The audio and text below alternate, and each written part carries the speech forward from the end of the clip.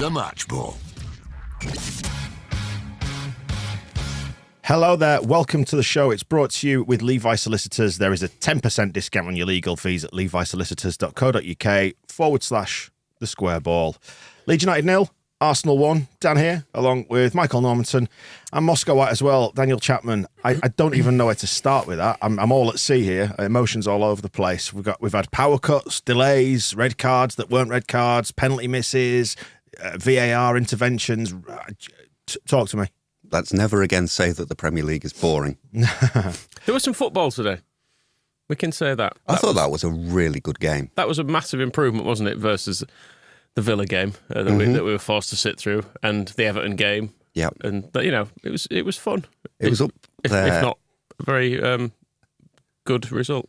No, that's the thing. I loved everything about it. I think apart from Rodrigo and losing.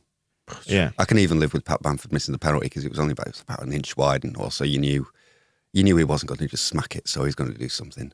Let's deal with the penalty first on Bamford.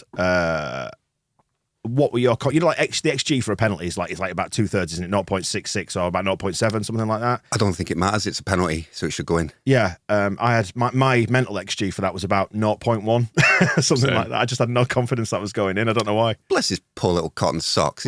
He's a good number 9. He wasn't today. I thought he was fine the way he played. We got a lot more dangerous. We did, yeah, but his finishing was bad. Did we give him a clear chance? Nah. I think there were a couple, and there was one time he's like stood on the ball. I don't know. He looked like, I'd say if anything, it looked like he was trying a bit hard. Like he looked really, really fired up, and maybe that was not helping. But that's very Bamfordy though, isn't it? He tends to do that, doesn't he? He also scored.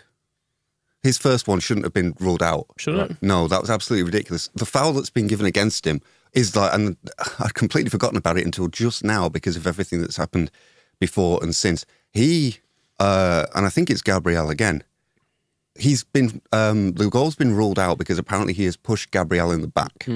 But Gabriel, somehow, he doesn't go down, he jumps in the air to head the ball and misses it.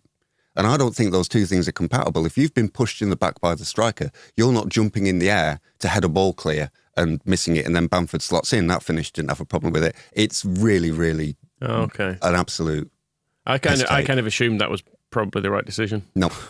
Okay. I mean, other people will... Can I just say, as is being pointed out in the comments on YouTube, a penalty is a clear chance. So did he have a clear chance? Yes, he did. yeah, I mean, he did have that one. But did we... That don't count, does it?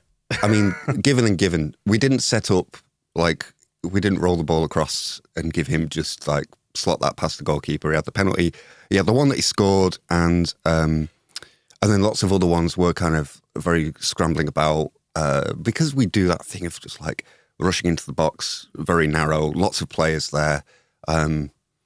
It tends to be very frantic, and we need a striker, don't we? Buy a fucking striker. Just buy a fucking striker. No patience whatsoever. The lad's played half a game of football a week for however long because he's coming back from fitness, and you just want to throw him in the bin. And in all that time, we've not yet bought a striker. And we've had, a quarter of the season now? Despite the fact he's not been fit for well over a year. Niall, just before going any further. We can't buy one anyway because it's the transfer window's closed. Should have bought one. Get ready to buy one. 49ers were there today, by the way. Well, they can't buy a striker today, so it doesn't matter. They should put plans in place to buy one who's good and can score everything. Rodrigo got an assist. You're not going to give him any credit?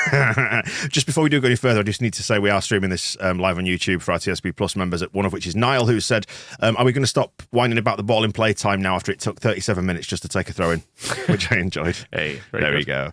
Rodrigo's pass. We have had feedback on this from the journos in the press conference afterwards, saying he makes the choice. It wasn't the journos saying this, it was Jesse Marsh. It's Jesse Marsh saying this to journos who are spitting it out there onto the internet. He makes the choice to play this big switch, which is not what we normally like to do, and it costs him and the team. But in general, he's had a good run of form, and we need him. He was playing really well in the first half. Not perfect.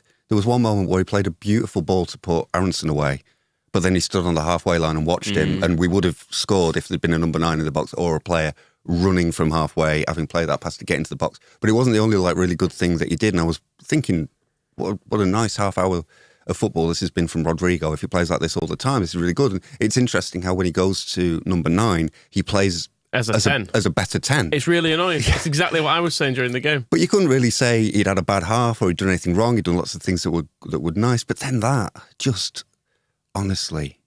It's one of those that if it's another 50 yards forward and you're attempting that ball, fine. It's kind of to nothing. But when you're doing it and it's putting us under such a lot of pressure if it goes wrong. And I've seen some... Robert's describing it as unfortunately brilliant in the comments. I don't know if he kind of... Because he was playing well, whether he got carried away. But Marsh is kind of like, right, we don't play that ball. And who does? Was he playing that well? I thought he was... for him. I was going to say, you said that. You said not perfect, but he did...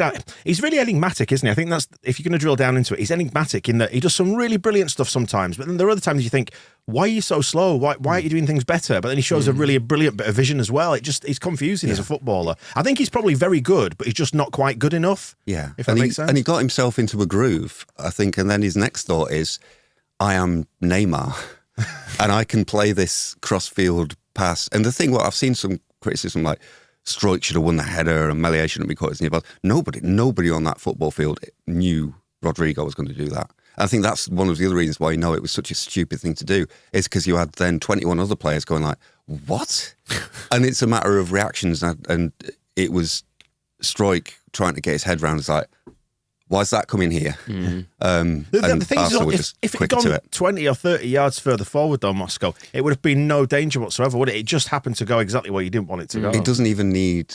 it shouldn't have been... It should have just been laid off for Christensen. Yeah. Pass it 5 yards. And also, we don't typically play with width, so it's a stupid ball anyway, because even if it goes forward, Sinisterra's typically going to... Or Harrison, whoever's played on that side, is typically going to be infield anyway. It's not like in the Bielsa days where there is someone stood on the touchline. So it I don't know what he was thinking. You can see as well how it's a shame. So anything good that he did in the half, that then wiped his confidence out completely, because his next touch completely hits it, tries to get the byline. Classic and then, Rodrigo. And passes to Christensen, he's already miles offside, and it's just like everything he'd built up, just gone. A shame as well, because I think he had a decent game up to that point, and life would be better if he was good. Yeah, but talking about enigmatic players, I think Bamford probably falls into that to a certain extent, in that we look a lot better with him on the pitch, as Andy Brennan is saying here in the comments actually on YouTube. And yet you just wish he could just finish. Just sometimes, I think sometimes Bamford just wants to play at his own speed rather than the speed of the game around him. I don't know if that's a fair criticism or not, or whether I'm talking bollocks or what, probably. And you just kind of want him sometimes just to put his foot through it. It's just been one of those things. I guess you've seen it across the course of the last few years when he's been at Leeds. Just sometimes, just finish it. Just finish it. I can't put it in any more like scientific terms, and I just want you to put it in. No one around me thought he was going to score that penalty. Oh. And I think had he got to take a second one, I just expected him to miss that one as well. So I was concerned when I saw him picking the ball up for it. I thought, oh God, really? Click's on. Let Click just roll. No, Click wasn't on at that time. No, for the second one. Oh, the second one that was given and then not given. But Bamford had the ball in his hands for that again. He almost seemed like determined to make up for the earlier error, didn't he? Yeah. But I think they were all going up to him. Obviously, it was undone and it didn't matter in the end. But they were saying to him, no, Patrick, please don't do it again. I had confidence for the second one because I think he would have just smacked it like he should have done the first one.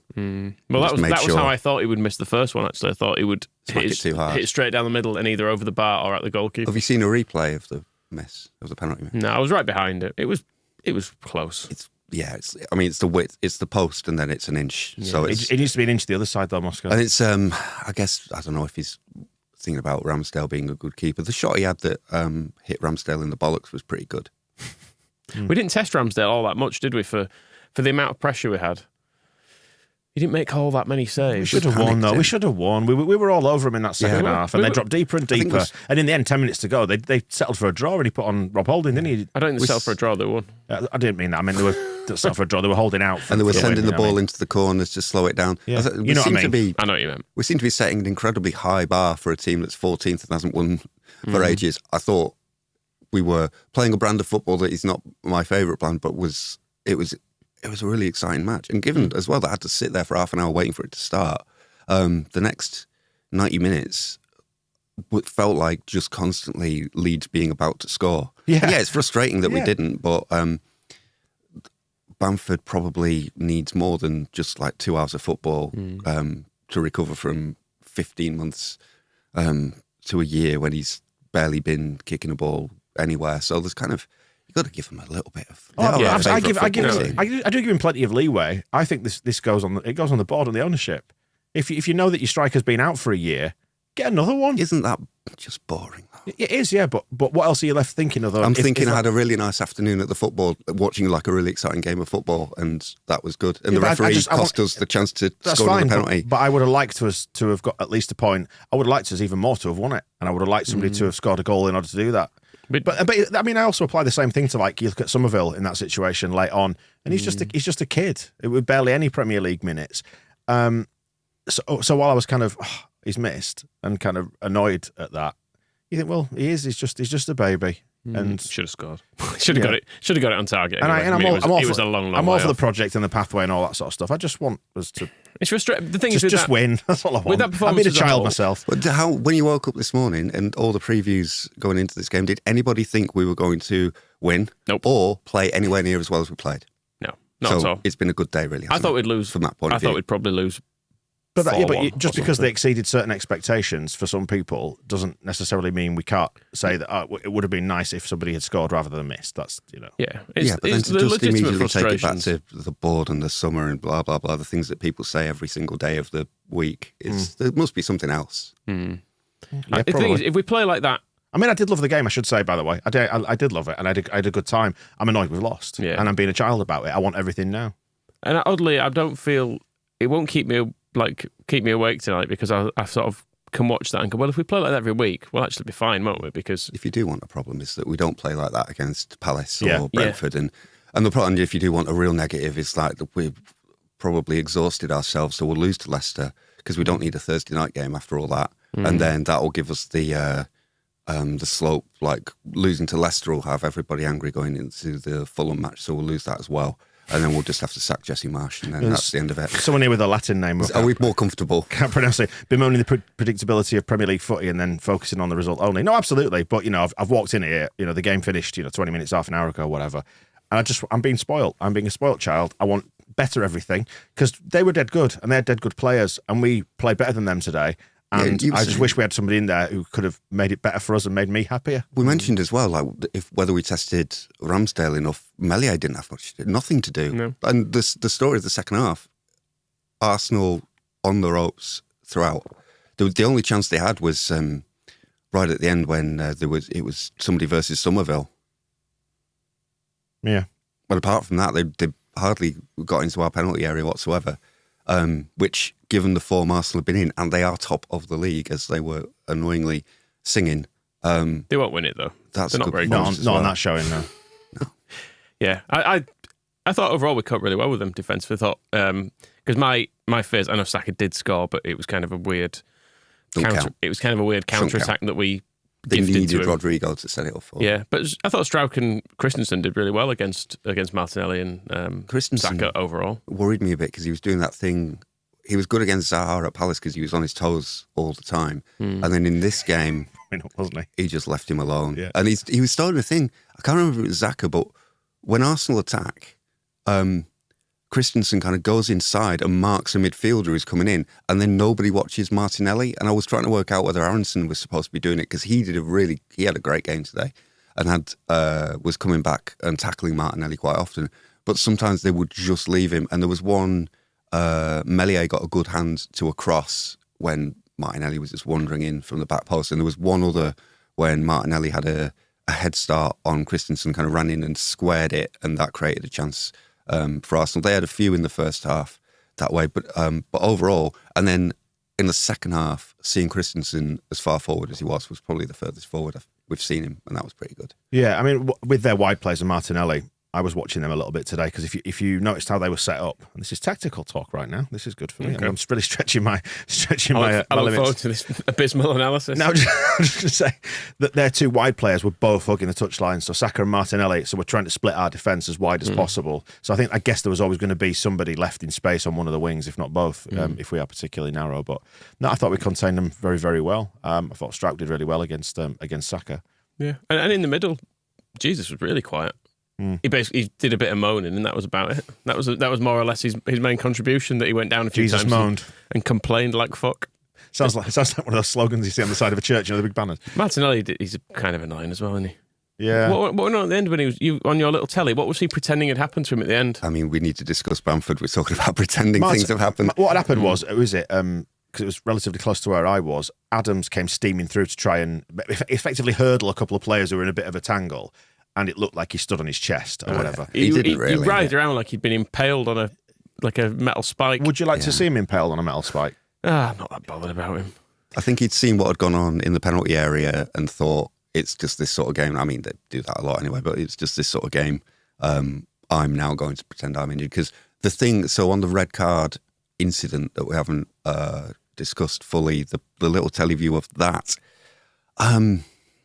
is quite frustrating as well, because Bamford, so the reason it's not been given a penalty is because Bamford apparently pushed Gabriel over. Gabriel's kind of stopped, turned and looked at Bamford, and Bamford's run into him. He blocked him off, didn't he? Because they'd been having a little ding-dong. Because I actually, funny, my eyes tracked Bamford and to see what happened. So I saw the whole thing unfold, and as soon as he went to VAR, paused for the VAR, I thought, we're not going to get this. Because I'd seen what he'd done. They'd having a bit of a ding-dong, and he just kind of stopped his run, didn't he? And did look at him. I saw him look at him and thought, yeah. Then Bamford's giving him a shove, hasn't he? Yeah. In retaliation. And one thing Kavanagh did all day that annoyed me was he was giving every little foul from an attacker, Jack Harrison in particular, where he stroked somebody.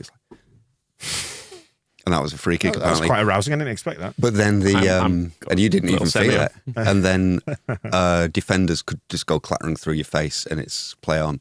So once, knowing that, once it went to VAR, I had a feeling it was going to be overturned. But then, Gabriel has then kicked out at Bamford, who has then leapt in the air, gone down the floor screaming. He went down like he'd been shot against Villa. Sure that there will be, opposition fans hate him. They will hate him even more when they see that on Match of the Day 2 tonight. And then he instantly got up and then got into Gabriel's face, and then there's all the stuff. And then the linesman gave the penalty.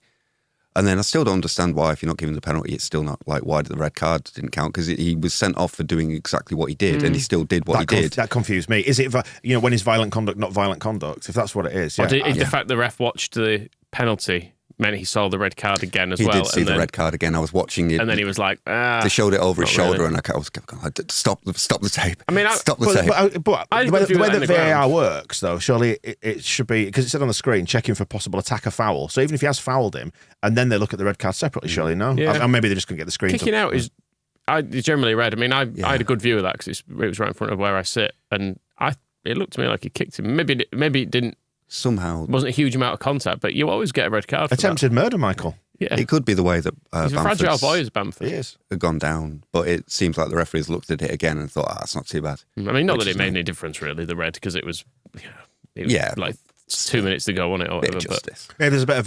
The one other thing I would add on that, Jesse Marsh, like a musical statue throughout that. The whole thing, standing with his arms behind his back, staring into space, not getting involved, not arguing with the fourth official, not doing anything. And there was a bit for the VAR on the penalty we did get when he went over to look at it, went to his bench, everybody sit down, nobody goes near him. So that the business of him being a changed man, because I'm sure inside him he wanted to be like rattling the, how the VAR has that kind of cover around like a hood, isn't it? Yeah.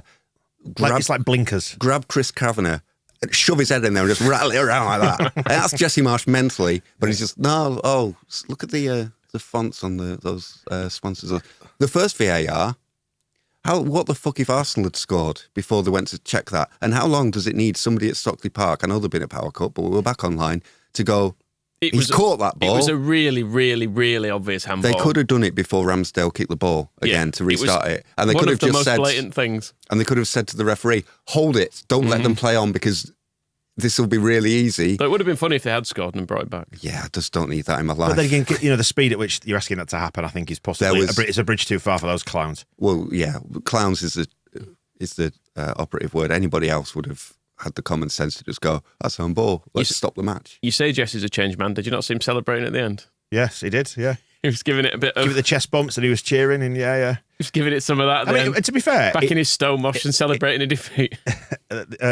it did deserve. It was good. It was a really good performance. There were boos at full time, but not boos for No. annoyance. It was just boos at the way that the game had gone, like And frustration. there was referee at the end. And there was a good song for Bamford as well as he clapped. Yeah. He was clapped He got around good the support pitch from and the stuff. He from the really crowd. did. Yeah, He yeah. really did. I was just going to say before, Biggie T8 says Bamford only goes down on the kick because of the Saliba non-yellow because Bamford didn't fall over. So was that just before it when he was running through and he held him back? Which they never showed a replay of that on the little telly, but looked You've said that twice. We haven't dinged for the little telly on the little telly. Sorry, Bell. I'll do a few. There you go. It's that looked like a clear foul, and I don't know whether Kavanagh thought I'll let them play on. Which the one thing that referee did that was good was stopping Arsenal and giving them a free kick when Martinelli was 3-1-1 with Meslier. That was really, really good because I think we were going behind at that point. I actually preferred his refereeing performance to most of the recent ones, despite some I suppose major-ish things that he may have got wrong. Like, I don't know, it just felt like the game was actually allowed to be played, which is a real hallmark of games recently. It's just been that it's felt incredibly stop-start, whereas actually he allowed a game of football to happen, which I kind of appreciated. I'd have liked him to give a little bit more leeway to attackers, like the one on Harrison in particular. He did absolutely nothing and was beyond their fullback, and we could have attacked from there. And instead, it's like I turned around saying I didn't touch him. So that was frustrating, but yeah, he was all right. I thought Jackie struggled a bit today. Well, we played him at 10 to start with. Yeah, it didn't really work. But we attacked really well as a unit. Yeah. And we moved players about, like Aronson was kind of back in midfield a bit, and we went a bit 4-3-3 at times. So there was a little bit more going on than usual.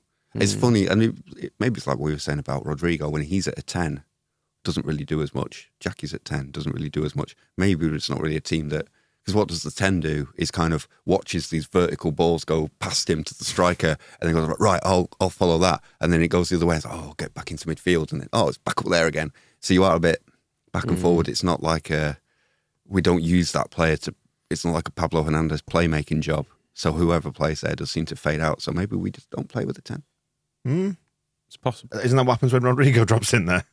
Etc. Etc. Oh, what a wild day. With the power cut, it does seem like there was some sort of bizarre power surge right at the start of the game because the floodlights faced me and they blinked off and then they started coming back on again. I thought, oh, that's strange. I wonder what's happened there. And it seemed to be some sort of local Beeston-wide power surge that knocked that out. Then it came back on. But in doing so, it seemed to trip off the link back to Stockley Park and all that, was it? Which, all the little tellies went off. All the lights went down. Michael. Sorry. And it all came straight back on again. Wi-Fi was off for a while as well. And the word was, so Leeds United's press officer, Jordan Owens, he did a full tour, bless him, because you feel bad for people in those situations sometimes. So you've got 3 banks of press and then the whole gantry, and he did a whole full tour to let people know what was going on. And then 5 minutes before the restart, he did it again to say, like 5 more minutes. So somebody at least was kind of taking charge of things and letting people know what was up. And it was about... he mentioned that there might have been a problem with the international TV feed having been knocked out, but it seemed like that has stayed on throughout. But the main thing was that they just couldn't communicate with Stockley Park anymore. So all the stuff on their arms, the nicotine patches, the big that they strap on, all that has the network in the ground and then communicates with, I guess, a router is the equivalent, and then that is talking to Stockley Park, and it all had to be restarted. Yeah. And then when they restart it, they turned it off and on again, didn't they? Yeah, but it takes ages because the linesmen stood with the ball, weren't they? Did you see them doing that, testing it, and again, the ball line, but to give it's like that chess tournament. You know, the guy with the anal beads, to give vibrating anal beads. Very similar. Chris Kavanagh some credit. I would not like to have been him after half an hour without any play, taking a ball to stand in front of the south stand and move a ball backwards and forwards everyone was going, a post. Hey, well, everyone's hey, yelling "fuck VAR" at him as well. There was a big chance that, and he had there was a slight wry grin on his face of like, I wish this was not my job. It did pose a weird little question though when he thought, well, if they can't get this working, is the game actually going to be abandoned? Even though there is a full crowd here, 2 teams, a full team of officials, are they going to go, well, because there's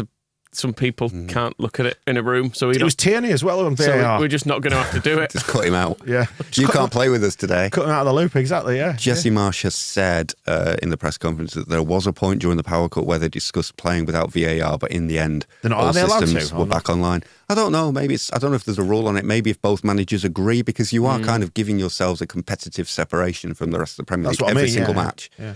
And I don't know whether you would then need to have every other manager in the Premier League to go, no, we're fine with that game not having VAR, because I guess it works that way as well. But it is a...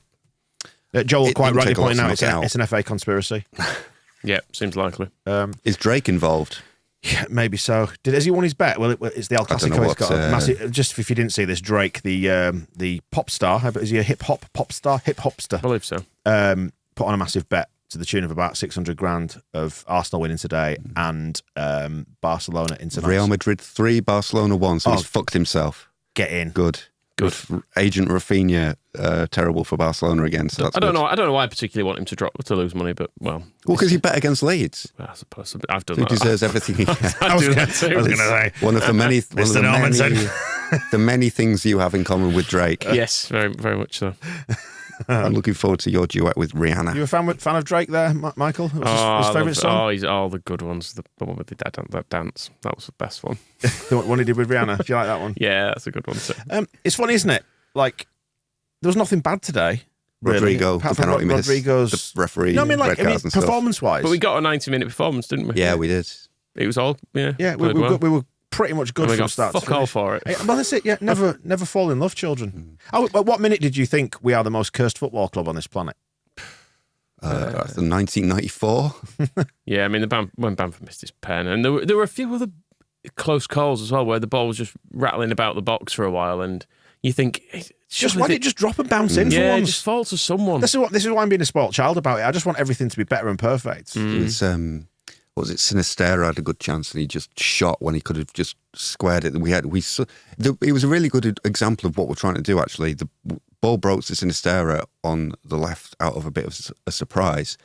And in the blink of an eye, we had about 6 players that all got into the penalty area. And I was actually pleasantly surprised by how fast everybody got in.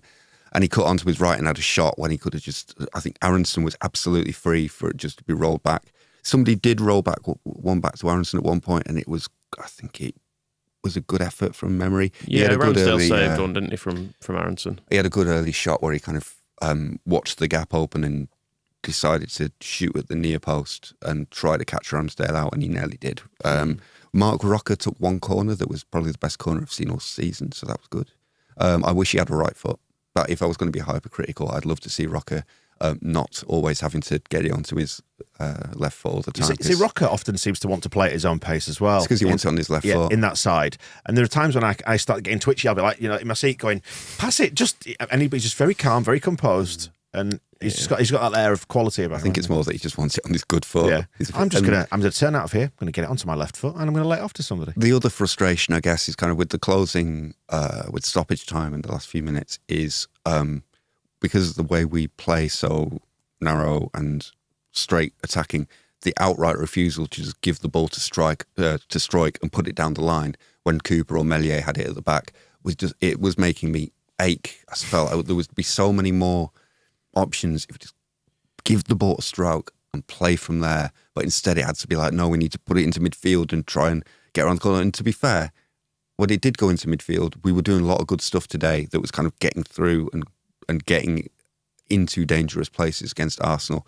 But there was just that little bit of you just think, maybe just once we could try putting it on the left wing. Do you remember that moment where I think it was Sinistera picked it up in the centre circle and broke kind of through, and he turned out and away from about 2 or 3 players, and I was just praying for somebody to go out on the outside, like down the right, to give him an option on the overlap, and there's no one there, and he had to turn back inside, and I thought, you bastards. Yeah, there's bits of it that will always frustrate, but that's, if we play like that. Sinistera's good, isn't he?